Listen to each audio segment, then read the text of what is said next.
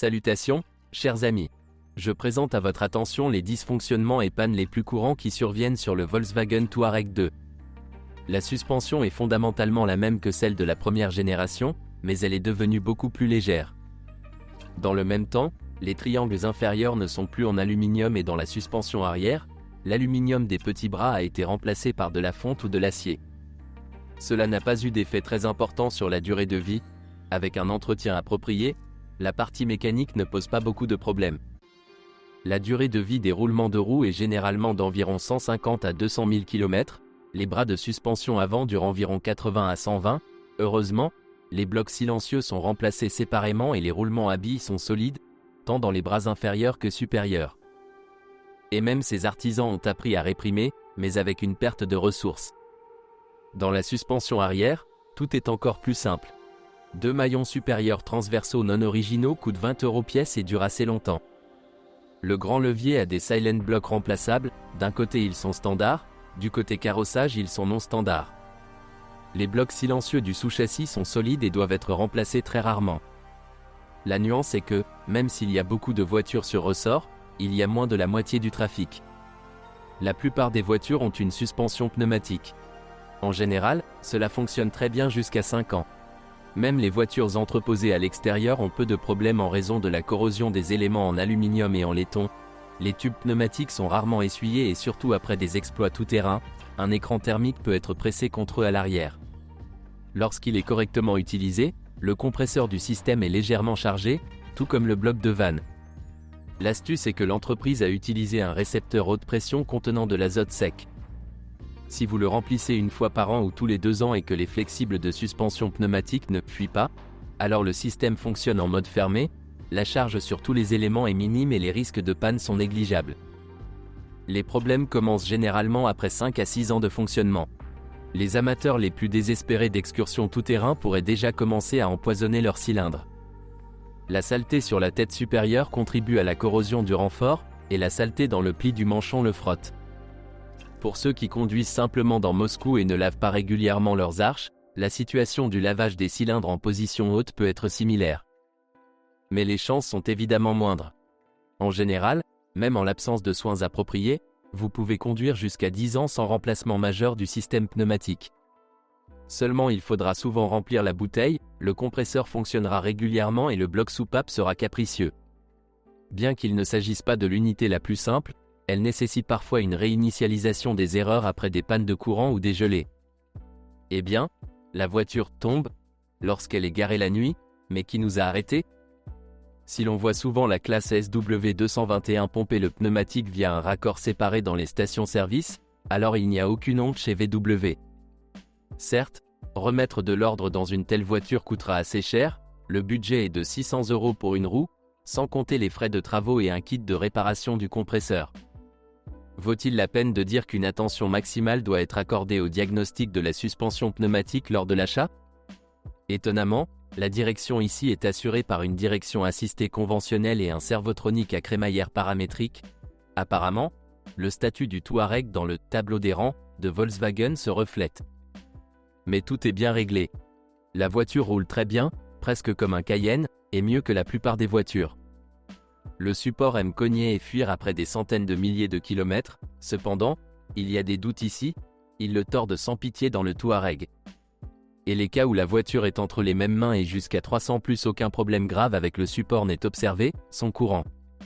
Cependant, pour une telle longévité, il faut parfois changer le liquide en même temps que le réservoir, il contient un filtre, et ne pas oublier l'entretien de la voiture dans son ensemble, car toute surchauffe du système de direction assistée due à un radiateur obstrué par de la saleté entraîne des fuites de canalisation.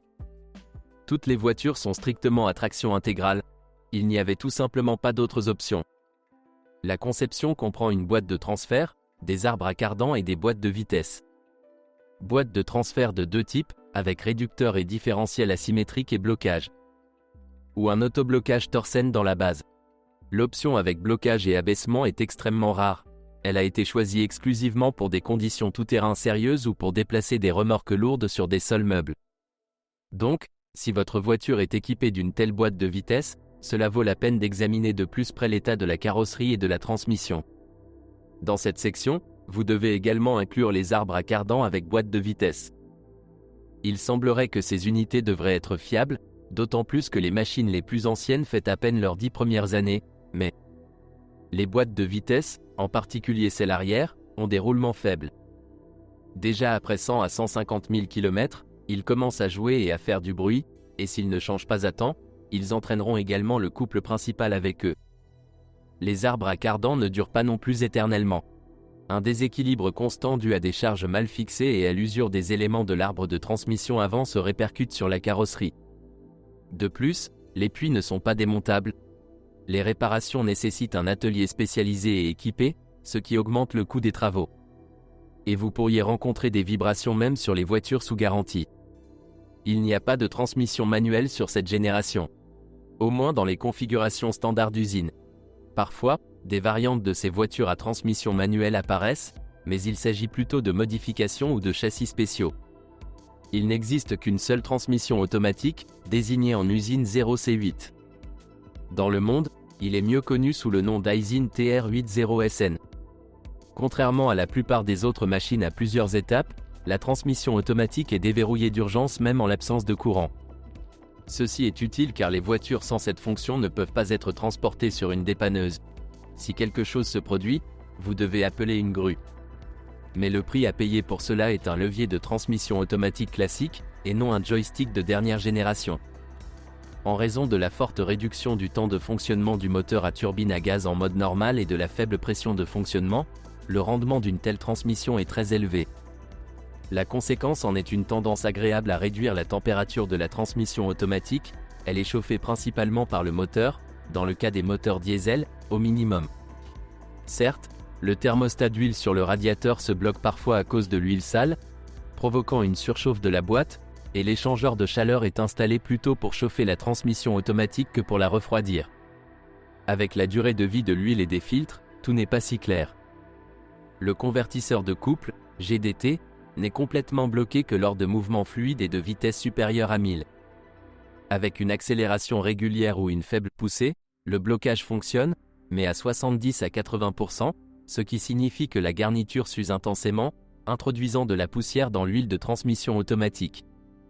Les unités hydrauliques Aisin n'aiment traditionnellement pas beaucoup la saleté. L'huile contenant des impuretés ronge le matériau de la plaque, donc dans les cas avancés, il n'est pas possible de remplacer les solénoïdes, vous devrez installer des kits de réparation. Heureusement, il en existe en vente, qu'ils soient faits maison ou de marque Sonax. La boîte de vitesse est déclarée sans entretien par Volkswagen elle-même, et les propriétaires peu intelligents, qui sont étonnamment nombreux, essaient vraiment de ne pas changer l'huile qu'elle contient, mais cela doit être fait assez souvent, en conduite active, une fois tous les 30 000, avec calme, une fois tous les 60, bien que théoriquement propre, si le mode de circulation sur autoroute prévaut, vous pouvez atteindre jusqu'à 120. L'une des caractéristiques de la boîte est la présence d'amortisseurs de vibration de torsion dans le moteur à turbine à gaz, donc pour ceux qui aiment rouler constamment sous tension, la durée de vie du convertisseur de couple peut être limitée non seulement par la durée de vie des garnitures de verrouillage elles-mêmes, mais aussi par la durée de vie des garnitures de ressort d'amortisseur. Cela est particulièrement vrai pour le moteur diesel 4.2 avec sa traction locomotive et les versions forcées du turbodiesel 3.0. Mais la durée de vie des garnitures de blocage des moteurs à turbine à gaz elles-mêmes est très longue. Même pour les coureurs, les garnitures durent généralement plus de 200 à 250 000 km. Le système de refroidissement de la transmission automatique comprend un chauffage et un radiateur externe avec thermostat dans la version russe.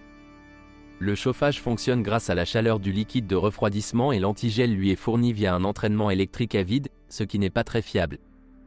Les pannes commencent après 3 à 5 ans de service, parfois dues à des pannes de tubes de conduite à vide. Sur les voitures dotées d'une fonction start-stop et sur une hybride, l'unité de commande de la pompe électrique est située dans le passage de roue droit, ce qui augmente les risques de panne de cette unité. Le sélecteur de transmission automatique est situé sur son corps et, comme c'est généralement le cas sur les SUV, cela peut causer des problèmes en raison d'une fuite à la fois dans le connecteur et dans le sélecteur lui-même. Mécaniquement, tout va bien, 4 packs d'embrayage et 2 freins ont une durée de vie à peu près égale. Les engrenages planétaires, malgré leur complexité, ne souffrent pas d'usure précoce, si l'on n'abuse pas de tracter des remorques lourdes et volumineuses à vitesse moyenne. Lorsque les engrenages intermédiaires sont utilisés pendant une longue période, et ne faites pas fonctionner la boîte avec une surchauffe et de l'huile sale. Un signe probable de problème est une fuite du joint de turbine à gaz. Certes, ce problème n'a souvent rien à voir avec des pannes mécaniques et est causé par une installation incorrecte du moteur à turbine à gaz lui-même. Certains mécaniciens, lors de la dépose d'un moteur ou d'une transmission automatique, par exemple pour remplacer une courroie de distribution, laissent la lèvre du joint d'huile rentrer, ce qui provoque une fuite. Une transmission automatique en état de marche passe les vitesses de manière parfaitement fluide et transparente, de sorte que les à-coups et les impacts sont une raison évidente de penser à la durée de vie de la transmission et au coût de restauration, qui est très élevé. En termes de diagnostic électronique, la boîte est typiquement moyenne. Il est impossible d'obtenir une image complète de l'état à partir des lectures du scanner. Mais les cerveaux contiennent des données sur le temps de fonctionnement de chaque vitesse. Sur cette base, vous pouvez non seulement savoir combien de kilomètres ont été parcourus, mais également comprendre dans quel mode la voiture se déplaçait. Les boîtes de transfert du Touareg sont toutes deux très solides. Torsen peut facilement supporter plus de 350 000 km, la version avec différentiel libre n'a pas moins de durée de vie, mais le verrouillage des entraînements et des capteurs de position peut causer des problèmes même à 50 000 km, surtout si de la saleté et des réactifs pénètrent dans la boîte de transfert. Mais les problèmes sont mineurs et faciles à résoudre. L'allègement de la conception n'a presque pas affecté les moteurs, bien que le compartiment moteur soit plus petit que celui de la première génération du modèle, les radiateurs sont plus denses, la transmission automatique dispose d'un système de refroidissement plus complexe et des préchauffeurs se trouvent souvent même sur moteur à essence de base. Ajoutons la nécessité de retirer les moteurs pour un entretien de qualité du timing et nous obtenons des coûts de maintenance élevés et des risques accrus d'erreur lors du montage et du démontage, des dommages aux raccords et au câblage électrique, aux fixations, etc. Presque tous les moteurs ont un capteur de niveau d'huile électronique, qui est pratique, mais c'est tout, parfois ça plante. Combiné à la consommation d'huile, cela entraîne parfois de gros problèmes. En fait, le principal moteur à essence du Touareg 7P est le moteur VR6 6 cylindres en ligne de 3,6 litres. Ce moteur appartient à la dernière génération d'unités. Il est entièrement repensé par rapport aux anciens moteurs de 3,2 litres. Il a un angle de carrossage plus petit, une injection directe, un contrôle de phase et une toute nouvelle courroie de distribution. Depuis 2011, même la puissance a été réduite pour s'adapter à la taxe de 249 chevaux, ce qui l'a rendu très populaire, éliminant la préférence pour les moteurs diesel de son prédécesseur. C'est un très bon moteur, si l'on oublie la coquefaction des soupapes d'admission, une admission sale en général, des culbuteurs doux et un mécanisme de distribution pas particulièrement fiable côté volant, avec des amortisseurs très doux qui n'aiment pas les vieilles huiles et les longs fonctionnements à long terme à des températures élevées.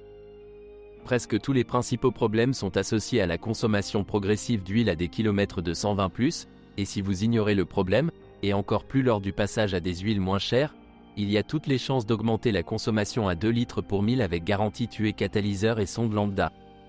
Souvent, la cause des problèmes est insignifiante, le système de ventilation du carter s'encrasse, la membrane se déchire ou les soupapes se bloquent, et le moteur commence à fuir de l'huile ou l'aspire simplement dans l'admission. L'usure des joints SPI est moins susceptible de les affecter, ici ils ne tombent pratiquement pas et fonctionnent jusqu'à la dernière minute, sauf qu'une surchauffe peut les achever d'avance. Le groupe de pistons est relativement durable et la consommation d'huile due à la coquefaction des segments apparaît généralement après des problèmes avec le VKG ou à des kilométrages supérieurs à 250. Le mécanisme de distribution est bien raffiné, de sorte que même les chaînes qui sonnent depuis longtemps ne sautent généralement pas si vous ne tournez pas le moteur jusqu'au point de coupure. La plupart des problèmes peuvent être résolus en nettoyant, remplacement des tendeurs et en remplaçant les amortisseurs. Les chaînes elles-mêmes durent sensiblement plus longtemps. Cela vous permet de vous en sortir avec peu de pertes lors des premières réparations et prolonge la durée de vie de la majeure partie du mécanisme de 200 000. Parmi les inconvénients sérieux, il faut faire attention à la coquefaction des vannes. Il ne s'agit pas seulement d'une forte baisse de puissance après des centaines de milliers de kilomètres, jusqu'à 200 chevaux avec un système de carburant et un groupe de pistons entièrement fonctionnel, mais également d'éventuelles éraflures dues à des morceaux de coque s'insérant entre le piston et le cylindre. Le nettoyage de l'admission fonctionne désormais bien, est peu coûteux et cela ne vaut pas la peine d'amener le moteur dans cet état. Je voudrais particulièrement noter que le moteur s'est avéré assez bon pour les amateurs de tuning. Il existe des kits turbo et des modifications du firmware pour celui-ci, et le potentiel de boost peut atteindre 500 chevaux. Il est difficile de dire quoi que ce soit de positif sur le moteur 4.2 FSI. Comme pour la première génération, la stabilité de la ressource ne plaît pas. Le revêtement en aluminium des cylindres est délicat et ne se combine pas bien avec l'injection directe, des températures de fonctionnement élevées et un bloc léger. Comme exemple d'utilisation de la haute technologie, le moteur est merveilleux, mais il est plus susceptible d'être utile comme ébauche pour une table luxueuse fabriquée à partir d'un bloc cylindre. En théorie, si l'on imagine que le revêtement en aluminium ne s'abîme pas, alors la ressource du groupe piston est conditionnellement infinie et il n'y a pas d'usure. Mais Aluzy intimide toujours. La meilleure option pour un moteur 4.2 est un bloc de haute qualité recouvert de fonte, à la fois efficace et complet. Il existe des cas uniques d'économie lorsqu'une rangée est revêtue. La liste des problèmes ne s'arrête pas avec Aluzy, il y a une courroie de distribution très capricieuse et une entrée qui se bouche rapidement en raison d'une mauvaise ventilation du carter. Les prix moyens d'une finition complète peuvent dépasser 300 000 à 500 000. Il n'est pas surprenant qu'il y ait très peu de voitures équipées d'un tel moteur, peu de gens étaient prêts à acheter une nouvelle voiture avec, et encore moins de personnes souhaitaient l'entretenir après la garantie. La version hybride dispose d'un moteur 4.2 réduit à 3 litres et 6 cylindres, mais avec un compresseur, index CGEA, CGFA et CJTA. Son caractère est plus intéressant, mais les moteurs 3.0 TFSI étaient parmi les plus capricieux chez Audi, ne l'oublions pas. Toutes les tentatives visant à éliminer les problèmes en abaissant la température de fonctionnement, en reconfigurant le logiciel ou en changeant la marque de l'huile ont finalement échoué. Le potentiel de réglage des moteurs est excellent, mais en termes de durée de vie, absolument aucun. De nombreuses voitures sont équipées de moteurs diesel 3.0. Ils peuvent être divisés en deux groupes. Avant le restylage, il s'agissait de moteurs d'une puissance de 204 à 240 chevaux. Et plus puissants 260 à 262 chaînes. Après le restylage, les moteurs ont été considérablement mis à jour. En effet, seules les variantes les plus puissantes sont restées en service, et les plus faibles ont été remplacées par de nouvelles variantes CVVA-CVWA, unifiées avec les plus puissantes en termes de groupe de pistons et de blocs cylindres entiers ayant le même système de recirculation et d'admission. Le moteur est considéré comme assez fiable malgré la grande complexité de conception et l'emplacement de la courroie de distribution complexe côté volant. Mais avec l'âge, de plus en plus de voitures présentant des plaies typiques nécessitent des solutions.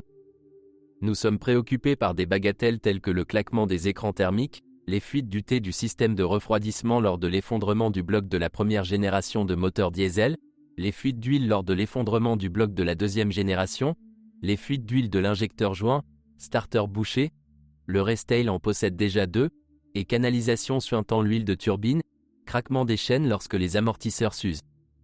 Même avant les pré-restyle, les volets tourbillonnants et leur entraînement causaient beaucoup de problèmes.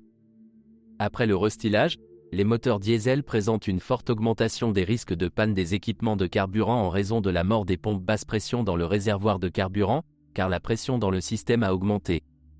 Une pompe en panne entraîne des copeaux dans la pompe d'injection de carburant avec des conséquences compréhensibles. Qu'est-ce qui est le plus fiable? L'ancienne génération ou la nouvelle? En général, il n'y a pas de grande différence, mais le nouvel équipement de carburant est plus vulnérable, mais la puissance est sensiblement plus élevée. Le moteur diesel de la série 4.2 CKDA est très différent de celui de 3 litres.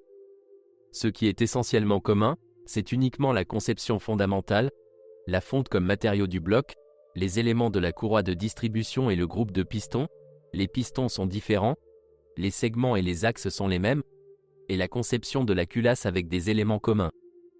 Éléments. L'une des différences majeures est une admission et un échappement complètement différents, puisque deux turbines Garrett GTB 1749VZ sont utilisées ici, et non une grande GTB 2260VZK, comme sur les turbines de 3 litres. Le système de refroidissement et l'ensemble de la tuyauterie de vide sont disposés complètement différemment. Il existe déjà deux unités de contrôle. En général, malgré l'unification, le moteur est complètement différent. Parmi les problèmes courants figure la durée de vie d'environ 200 000 km, ce qui est légèrement supérieur à celui du V6. Ensuite, les tendeurs et les amortisseurs sont pour la plupart en panne, mais comme le coût des travaux dépasse le prix des pièces de rechange, ils changent généralement tout en même temps. Eh bien, l'équipement de carburant avec des injecteurs piézoélectriques est ici tout aussi délicat, mais il y a déjà 8 injecteurs, pas 6, ils fonctionnent dans une plage de charge plus large, et la charge sur la pompe d'injection et les pompes de surpression est plus élevée, ce qui provoque beaucoup plus de problèmes dans cette zone. Le système EGR est également plus complexe, plus chargé et la coquefaction de l'admission se produit à un rythme accéléré. Les turbines sont situées en bas, près de la cloche de transmission automatique, de sorte que les actionneurs et amortisseurs électriques des turbines à géométrie variable tournent au vinaigre assez souvent, et leur diagnostic et leurs changements sont difficiles et coûteux. Le moteur a un bon potentiel, stock 320 à 340 chaînes. Se transforme facilement en 370 à 380, mais la plupart des voitures n'afficheront jamais même la puissance nominale après 5 ans de fonctionnement. Seuls les propriétaires les plus prudents, qui ne sont pas paresseux pour changer les tuyaux et nettoyer l'admission, surveillent le fonctionnement de la suralimentation et l'état des filtres à particules, et effectuent également régulièrement des tests de pression. Le moteur fonctionnera comme il se doit.